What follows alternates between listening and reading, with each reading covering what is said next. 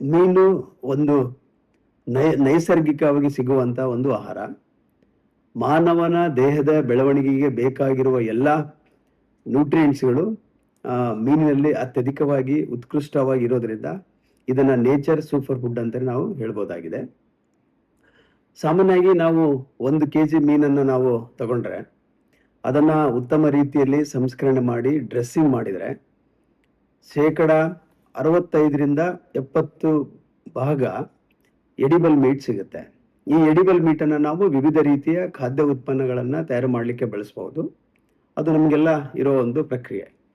ಅದೇ ರೀತಿ ಉಳಿದ 40-45% ಈ ತ್ಯಾಜ್ಯವನ್ನ ನಾವು ಸಂಗ್ರಹಣೆ ಮಾಡ್ತೀವಿ. ಈ ಮೀನಿನ ತ್ಯಾಜ್ಯ ಅಂತ ಹೇಳಿದ್ರೆ ಈ ಕರಳು ಭಾಗ ಆಗ್ಬೋದು, ಹೊಟ್ಟೆ ಭಾಗ ಆಗಿರ್ಬೋದು, ಕಿವಿರು ಆಗ್ಬೋದು, ಸ್ಕೇಲ್ಸ್ ಇರ್ಬೋದು, ಅಥವಾ ಮೂಳೆ ಇರ್ಬೋದು, ಮತ್ತೆ ವಿವಿಧ ರೀತಿಯ ಫಿನ್ಸ್ಗಳು, ಇವೆಲ್ಲ ನಾವು ಬಿಸಾಡುವಂತ ಒಂದು ಪ್ರಕ್ರಿಯೆ ನಮಗೆಲ್ಲ ತಿಳಿದಿರೋ ಹಾಗೆ. ಆದ್ರೆ ಈ ಮೀನಿನ ತ್ಯಾಜ್ಯದಲ್ಲಿ ಉತ್ಕೃಷ್ಟವಾದ ಪೌಷ್ಟಿಕಾಂಶಗಳು ಇರೋದ್ರಿಂದ ಅದನ್ನ ಉತ್ತಮ ರೀತಿಯಲ್ಲಿ ನಾವು ಸಂಸ್ಕರಣೆ ಮಾಡಿದರೆ ವಿವಿಧ ರೀತಿಯ ಮೌಲ್ಯವರ್ಧಿತ ಉತ್ಪನ್ನಗಳನ್ನು ಸಹ ಮೀನಿನ ತ್ಯಾಜ್ಯದಿಂದ ಸಹ ಮಾಡಬಹುದಾಗಿದೆ.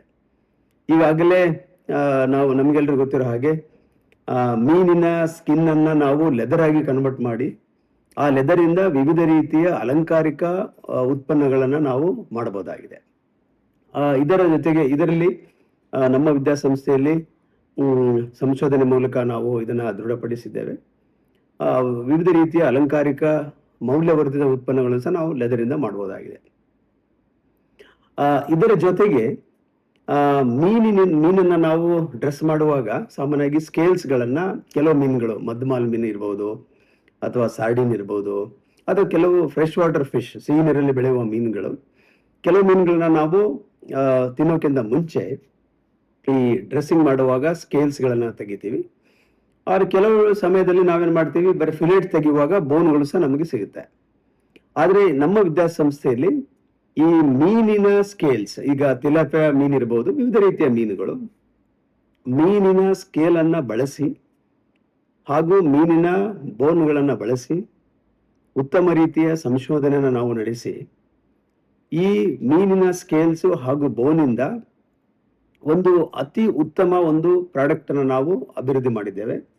ಈ ಪ್ರಾಡಕ್ಟ್ ಹೆಸರು ನ್ಯಾನೋ ಹೈಡ್ರಾಕ್ಸಿ ಅಪಿಟೈಟ್ ಅಂತ. ಇದು ಸಾಮಾನ್ಯವಾಗಿ ಕ್ಯಾಲ್ಸಿಯಂ ಮತ್ತು ಫಾಸ್ಫರಸ್ ರಿಚ್ ಇರುವಂತ ಕಾಂಪೌಂಡ್. ವಿವಿಧ ರೀತಿಯ ಸಂಶೋಧನೆಗಳ ಮೂಲಕ ನಾವು ಈ ಪ್ರಾಡಕ್ಟ್ ಅನ್ನ ಥರ್ಮಲ್ ಕ್ಯಾಲ್ಸಿನೇಷನ್ ಮೆಥಡ್ ಮೂಲಕ ನಾವು ಹೈಡ್ರಾಕ್ಸಿ ಅಪಿಟೈಟ್ ಅನ್ನ ನಾವು ಸಂಸ್ಕರಿಸಿ ಅದನ್ನು ಅಭಿವೃದ್ಧಿ ಮಾಡಿದ್ದೇವೆ.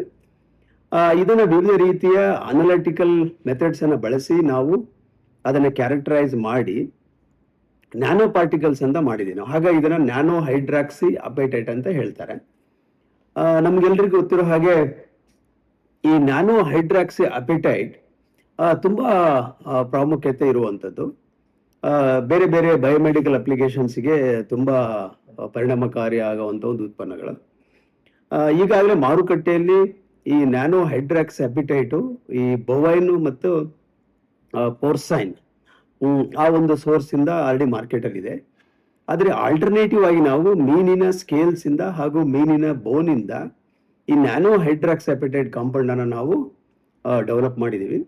ಇದರ ಪ್ರಯೋಜನ ಅಂತ ಹೇಳಿದ್ರೆ ಸಾಮಾನ್ಯವಾಗಿ ಈ ದಂತಕ್ಷಯ, ಈ ಡೆಂಟಲ್ ಸರ್ಜರಿಗೆಲ್ಲ ಸಾಮಾನ್ಯವಾಗಿ ಇದನ್ನ ಯೂಸ್ ಮಾಡುವಂತ ಪ್ರಕ್ರಿಯೆ. ಇದರ ಜೊತೆಗೆ ಈ ಮೂಳೆಗಳ ಬಲವರ್ಧನೆಗೆ, ಬೋನ್ ಗ್ರಾಫ್ಟಿಂಗ್, ಇದಕ್ಕೆಲ್ಲ ಸಾಮಾನ್ಯವಾಗಿ ಮೆಡಿಕಲ್ ಕಾನ್ಸೆಪ್ಟ್ಸ್ ಅಲ್ಲಿ ಅದನ್ನ ಯೂಸ್ ಮಾಡ್ತಾರೆ. ನಾವು ಅದೇ ಆಲ್ಟರ್ನೇಟಿವ್ ಆಗಿ ಇದೇನು ಪೋರ್ಸೈನ್ ಬೊವೈನಲ್ಲಿ ಆಲ್ರೆಡಿ ಮಾಡಿದ್ದಾರೆ, ಪ್ರಾಡಕ್ಟ್ ಆಲ್ರೆಡಿ ಮಾರ್ಕೆಟ್ ಇದೆ.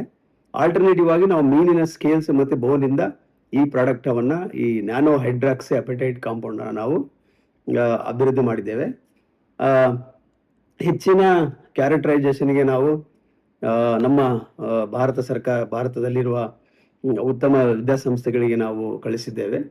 ಅದನ್ನ ಕ್ಯಾರೆಕ್ಟರೈಸ್ ಆದ್ಮೇಲೆ ನಾವು ಮುಂದಿನ ದಿನಗಳಲ್ಲಿ ಅದನ್ನ ಪಬ್ಲಿಷ್ ಮಾಡಬೇಕು, ಪಬ್ಲಿಕ್ ಡೊಮೈನಿಗೆ ಇಡಬೇಕು, ಅಥವಾ ಏನಾದರೂ ಪೇಟೆಂಟ್ ಮಾಡಬೇಕಂತ ಒಂದು ಆಲೋಚನೆ ಇದ್ದೇವೆ.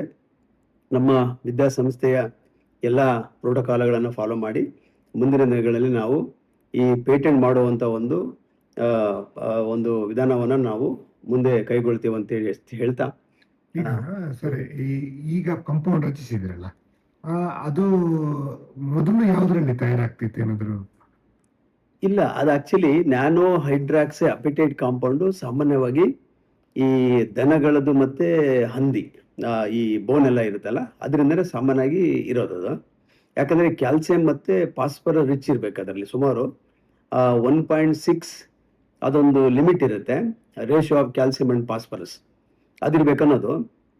ಈಗ ಆಲ್ರೆಡಿ ಮಾರ್ಕೆಟ್ ಇರೋದು ಮೀನಿನಿಂದ ಮಾಡಿರೋದು ಮಾರ್ಕೆಟ್ ಅಲ್ಲಿ ಇಲ್ಲ. ಬೇರೆ ಬೇರೆ ಕಡೆ ಎಲ್ಲ ರಿಸರ್ಚ್ ಆಗ್ತಾ ಇರಬಹುದು, ಬೇರೆ ಬೇರೆ ದೇಶಗಳಲ್ಲಿ ಎಲ್ಲ ಆಗ್ತಾ ಇರಬಹುದು. ಆದ್ರೆ ಇದು ಒಂದು ಹೊಸದಾಗಿ ಈಗ ಮೀನಿನ ಸ್ಕೇಲ್ಸ್ ಮತ್ತೆ ಬೋನಿಂದ ಮಾಡಿರುವಂತ ಉತ್ಪನ್ನ ಇದು.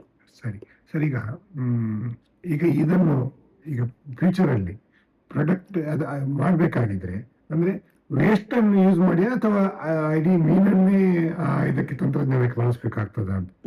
ಇದು ಹೇಗಂತ ಹೇಳಿದ್ರೆ, ಈ ಸರ್ಕ್ಯುಲರ್ ಎಕಾನಮಿ ಅಂತ ಒಂದು ಕಾನ್ಸೆಪ್ಟ್ ಇದೆ, ಅಥವಾ ಜೀರೋ ವೇಸ್ಟ್ ಪ್ರಾಸೆಸಿಂಗ್ ಅಂತ. ಅಂದ್ರೆ ಮೀನಿನಿಂದ ಯಾವುದೇ ಭಾಗಗಳನ್ನ ನೀವು ಬಿಸಾಡ್ಲಿಕ್ಕಿಲ್ಲ, ಅದನ್ನ ಕಂಪ್ಲೀಟ್ ಆಗಿ ಎಫೆಕ್ಟಿವ್ ಆಗಿ ಜುಡಿಷಿಯಸ್ ಆಗಿ ಯೂಸ್ ಮಾಡುವಂಥದ್ದು. ಅಂದ್ರೆ ಈ ಕಡೆ ಮಾಂಸವನ್ನು ನಾವು ಸಹ ಬಳಸಬಹುದು, ವೇಸ್ಟ್ ಅನ್ನು ಸಹ ನಾವು ಉತ್ತಮ ರೀತಿಯಲ್ಲಿ ಬಳಸಿದ್ರೆ ಅದನ್ನ ಉತ್ತಮ ರೀತಿಯ ಮೌಲ್ಯವರ್ಧಿತ ಉತ್ಪನ್ನಗಳನ್ನು ಮಾಡಬಹುದಾಗಿದೆ. ಯಾಕಂದ್ರೆ ಈಗಾಗಲೇ ಪ್ರತಿಯೊಂದು ಪಾರ್ಟ್ಸ್ ಆಫ್ ದಿ ಫಿಶ್ ಅಲ್ಲಿ ಎಲ್ಲವೂ ಸಹ ಭಾರಿ ಮುಖ್ಯವಾದಂಥದ್ದು. ಪ್ರತಿಯೊಂದು ಪಾರ್ಟ್ಸು ಸಹ ಒಂದೊಂದು ಮೌಲ್ಯವರ್ಧನೆ ಮಾಡಬಹುದಾಗಿದೆ. ಹಾಗಾಗಿ ಎನ್ವೈರನ್ಮೆಂಟಲ್ಲಿಗೆ ಯಾವುದೇ ರೀತಿ ಪರಿಸರ ಸಂರಕ್ಷಣೆ ಒಂದು ಕಾನ್ಸೆಪ್ಟು ಸಹ ನಮಗೆ ಗೊತ್ತಿದೆ. ಯಾಕಂದ್ರೆ ನಾವು ವೇಸ್ಟ್ ಅನ್ನ ಜನರೇಟ್ ಮಾಡ್ತೀವಿ, ಬಿಸಾಕ್ತೀವಿ. ಅದರಲ್ಲಿ ಉತ್ತಮ ರೀತಿಯ ನ್ಯೂಟ್ರಿಯೆಂಟ್ಸ್ ಗಳು ಇರೋದು ನಮಗೆ ಅದರ ಪರಿಜ್ಞಾನನೇ ಇರಲ್ಲ. ಸೊ ನಾವು ಆ ನ್ಯೂಟ್ರಿಯೆಂಟ್ಸ್ ಗಳನ್ನ ಕಾನ್ಸಂಟ್ರೇಟ್ ಮಾಡ್ಕೊಂಡು ಈ ತರ ಮೌಲ್ಯವರ್ಧಿತ ಉತ್ಪನ್ನಗಳನ್ನು ಮಾಡ್ತಾ ಇರೋದು. ಇಲ್ಲಿ ಮಾಸಾಗಿ ಎಲ್ಲಿ ಇದನ್ನು ಬಳಸಬಹುದು ಅಂತ? ಇಲ್ಲಿ ಸಾಮಾನ್ಯವಾಗಿ ಇದನ್ನ ಈ ತರ ನ್ಯಾನೋ ಹೈಡ್ರಾಕ್ಸಿ ಅಪಿಟೈಟ್ ಕಾಂಪೌಂಡ್ ಇದೇನು ಮಾರ್ಕೆಟ್ ಅಲ್ಲಿ ಇದೆ, ಈಗ ಬೇರೆ ಬೇರೆ ಅನಿಮಲ್ ಇದರಲ್ಲಿ ಮಾಡಿದ್ದಾರೆ. ಅದು ಆಲ್ರೆಡಿ ದಂತಕ್ಷಯ ಮತ್ತೆ ಬೋನ್ ಗ್ರಾಫ್ಟಿಂಗ್ ಎಲ್ಲ ಯೂಸ್ ಮಾಡ್ತಾರೆ. ಬಯೋಮೆಡಿಕಲ್ ಅಪ್ಲಿಕೇಶನ್ಗೆ ತುಂಬಾನೇ ತುಂಬಾನೇ ಪ್ರಾಮುಖ್ಯವಾಗಿರುವಂತದ್ದು. ನಾವು ಅದೇ ರೀತಿ ಆಲ್ಟರ್ನೇಟಿವ್ ಆಗಿ ಮೀನಿಂದ ಮಾಡಿರುವಂತ ಒಂದು ಕಾಂಪೌಂಡ್ ಇದೆ. ಫಿಶ್ ಮೀಲ್ ಮೂಲಕ ಏನಾದ್ರು ಆ ರೀತಿ ಹೋಗುತ್ತಾ? ಫಿಶ್ ಮೀಲೇ ಬೇರೆದು ಅಲ್ಲ, ಫಿಶ್ ಮೀಲ್ ಈಗ ಇದನ್ನು ತಯಾರಿಸಲಿಕ್ಕೆ ಈಗ ಹೇಗೆಂದ್ರೆ, ಈಗ ನಾವು ಒಂದು ಟೆಕ್ನಾಲಜಿಯನ್ನ ಡೆವಲಪ್ ಮಾಡಿದೀವಿ.